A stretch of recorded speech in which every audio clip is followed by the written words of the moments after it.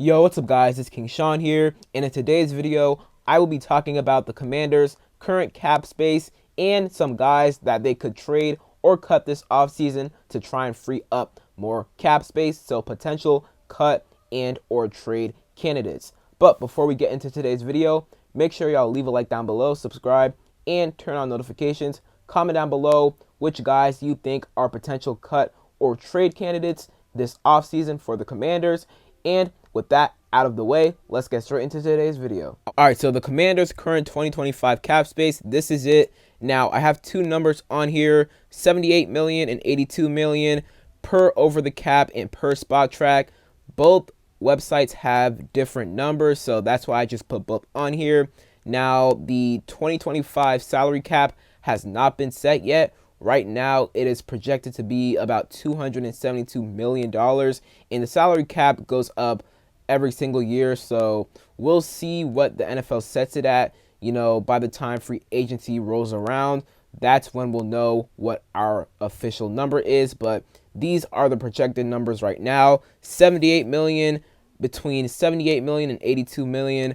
I'm pretty sure it was at like 89 or 90 million like a week or two ago. I guess it dropped down. I'm not sure why. Maybe they factored in more players that, you know, I think got future contracts or reserve contracts, something like that. But yeah, we have about 78 to 82 million dollars in cap space. So a lot of cap space. The third most cap space in the NFL entering this offseason. So we're going to have the opportunity to make a lot of moves, and it helps that our quarterback is still on his rookie deal for the next really 3 to 4 years. So, you know, we have to take advantage of Jaden's rookie deal, and we have to be able to build around him this offseason, which I have the utmost confidence in Adam Peters. With that being said, let's move forward to our players that could be cut or traded this offseason. All right, so moving on to candidates that could be traded or cut this offseason, and I'm going to talk about 4 guys. I feel like these 4 guys have the best chances to be moved on from this offseason. First guy up, Jonathan Allen. You know, Jonathan Allen has not been the same guy as he once was over the past 2 seasons. In 2023, he honestly wasn't as bad as everybody was making it out to be. You know, he still got pressure in some games, and he had 5.5 sacks, and he was dealing with a foot injury or a toe injury the entire season, so could have affected his, you know, play a little bit. So he wasn't amazing in 2023, but he wasn't as bad as some people were making him out to be. But this past season, he really didn't do much at all, to be honest with you. Obviously, the bicep injury, he was out for a lot of the season because of that bicep injury. A torn bicep or a partial torn bicep came back late into the season. But just overall, he hasn't been that same guy over the past 2 years as he once was in his career prior to 2023. Like we were saying, after the 2021 and 2022 season, him and Daron Payne, top 3 D-tackle duo in the NFL, maybe even the best D-tackle duo in the NFL. And unfortunately, both of their play has fallen off since the 2023 NFL season. So by cutting or trading Jonathan Allen, we would save a total of $16.4 million in cap space and only have to eat up a $6 million dead cap hit. So that's really good to me right there. And honestly, you know, love what J.A. has done for us his entire career. Obviously, you know, had a great 2021 and 2022 season and was pretty productive before then as well. But, you know, these past 2 seasons haven't been great for him and has 1 more year left on his deal, his 4-year, $72 million extension, that is, and he has no more guaranteed money left on his contract. So we can easily move on from him if we want to, and we wouldn't eat up too much of a dead cap hit, and we would save a ton of money in the process, $16.4 million, which you could put to other position of needs, maybe tackle, edge rusher, receiver, cornerback. You know, we'll see if we do decide to cut John Allen. How likely will it be we cut John Allen? Right now, I'm not 100% sure. Obviously, you're not going to move on from both Payne and Jonathan Allen. You know, blowing up the entire room, that's not the thing, you know, you really want to do. But I would definitely move on from one of them. And John Allen would be my pick because Daron Payne, although he has been very disappointing, honestly more disappointing than John Allen, because after he got that contract extension, he really hasn't done much at all, right? So honestly, to me, he's been more disappointing than John Allen. But his contract, unfortunately, you really can't get out of it this year. You would have to eat up a huge dead cap hit if you were to cut or trade him. And we're about to talk about Daron Payne in a second, actually, because he is one of the players I have here. But it would be best if you move on from Daron Payne next offseason, because you would eat up less of a dead cap hit and you would save more money by cutting or trading him in the process. So, once again, by cutting or trading John Allen, you would save $16.4 million in cap space. Moving on to Daron Payne. So, our fans, including me, have been very disappointed in Daron Payne's production ever since the 2022 season. Like, after the 2022 season, which was his breakout year in the NFL, really had 11.5 sacks that year. He made the Pro Bowl, and he got paid in the 2023 offseason. And after getting paid, after getting that massive extension, like 4 years, $90 million, he hasn't been that same dude as he once was from 2022. And I wasn't expecting Daron Payne to put up 11.5 sacks again. I did not expect that from him. I didn't want that out of him, right?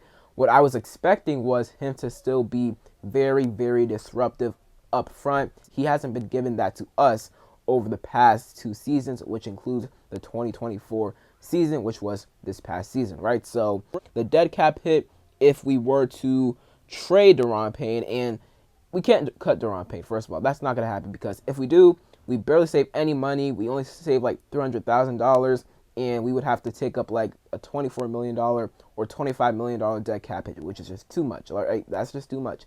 And even if we were to trade Daron Payne, taking up a $16.8 million cap hit, that's still a lot of money we would have to eat up, right, by trading Daron Payne.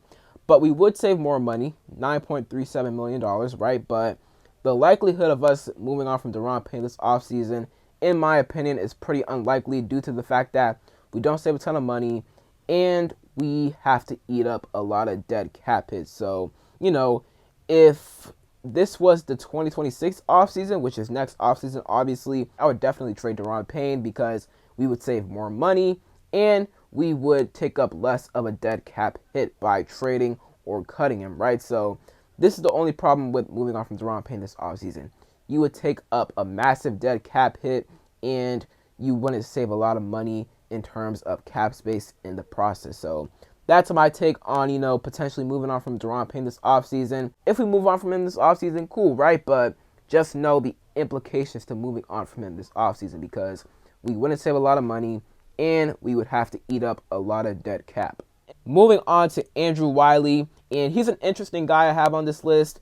Before the 2024 season started, I was like, yeah, we're definitely going to cut Andrew Wylie after the 2024 season. But now I'm not really sure, because, he was better this year, right? Like in 2023, he wasn't really good at all. But this year, he was a better right tackle. And, it helps him with, being next to Sam Cosmi, who was also here in his first year in Washington. So they got to build that continuity with each other, right? And it also helps to have a quarterback like Jaden Daniels, who is a mobile quarterback. So if there's pressure, he can just escape the pocket. It helps to have a guy like him, obviously, right? He can bail you out sometimes. But I definitely think that we can upgrade from Andrew Wylie at right tackle. Now, will we? I'm not 100% sure, because I feel like we can upgrade from left tackle and even right tackle. But they may feel the need to maybe upgrade from left tackle more rather than right tackle. And maybe they worry about right tackle, maybe put like a weight on that, push it back to 2026 and then address it then. Or maybe they address right tackle this year and left tackle this year. We'll see what they do. But if we were to release Andrew Wylie, as y'all see on screen, we would see $7.75 million saved up in cap space. So that's a good amount of money saved up. And obviously we can use that money towards other position of needs. But we would save this much money in cap space if we were to cut Andrew Wylie. And we would only take up $2.6 million in dead cap. So that's not bad at all. So Andrew Wylie, definitely a cut candidate for me. Last guy I have on here is Austin Ekeler. He is a bit of an interesting candidate because I really liked Ekeler. He was really good for us this year. He was a really good receiving back. He did some stuff on the ground as well. I remember the Bengals game where he had that really nice 24-yard rushing touchdown, which put us up like 14-7 on the Bengals. He had that long run versus the Browns this season earlier this year. So he had a really good season for us. He was a very reliable receiving option for Jaden to dump it off to him. That 18-yard catch and run versus the Bucs on our game-winning drive versus the Bucs was huge. We needed that, and Ekeler delivered. So he's been very solid and reliable for us this year. Obviously, he had the fumble versus Philly in the NFC Championship game, which was bad. But overall in the season, he was pretty solid for us.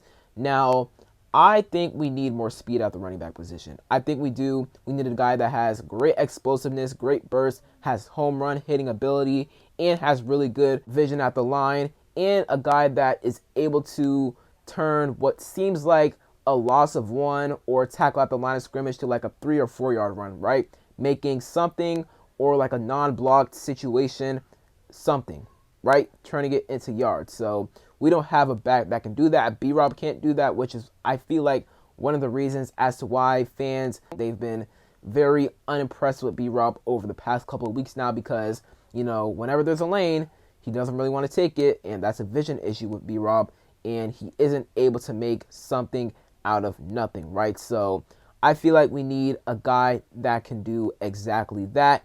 And if you plan on keeping B-Rob, would you feel like Ekeler would be comfortable with the running back 3 role or a receiving back role? I feel like he would be comfortable with the receiving back role. However, if you have him as your running back 3, he would be getting significantly less snaps. And would he be okay with that? Right? So that's definitely something to consider when you're going out there and, you know, finding a running back that has great speed, great explosiveness, is able to take it to the house, and just has great home running ability, right? So Ekeler doesn't have that. He's just a really good receiving back for us, in my opinion. So how much money would you save if you were to cut Ekeler? You would save $3.46 million and only eat up a $1.5 million dead cap hit. So we could cut Ekeler if we wanted to. Once again, I don't think it'll happen because of how reliable Ekeler is for Jaden. A really good dump off option for Jaden, you know, to get it to the back out there in the flat. And Ekeler, he has the ability to take that catch and turn it up for like 10 or 15 extra yards, right? So he's a really good receiving back. But if they feel like, you know, there's really no point in keeping Ekeler if he's just going to be in a running back 3 role, then they might just end up cutting him. So we'll see what they ultimately do with Ekeler. So that is it for today's video. Hope y'all enjoyed. If you did, leave a like down below, subscribe, and turn on notifications. Once again, comment down below what guys you view as potential trade or cut candidates for the Commanders this offseason. And other than that, it's been King Sean, and I'm out. Peace.